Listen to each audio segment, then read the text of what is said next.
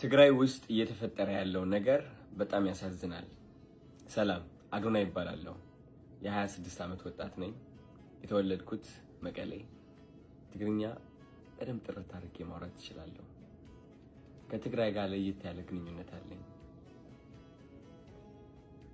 የመጣሁበት የሚያኮራኝ ወጣት ነኝ። የመጣሁበት የማልረሳ ወጣት ነኝ። ባይገርማችሁ ይህ ዓመት እየጠበቅኩት የነበረው አንድ ትልቅ ነገር አለ።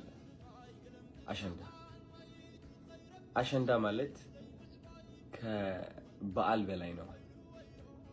አሸንዳ ማለት ብዙ የትግራይ ተወላጆች አብረው ሴሌብሬት የሚያደርጉት ትልቅ የህፃንነት ትውስታችን ነው። አሸንዳ በጣም እየጠበቅኩት ነበር።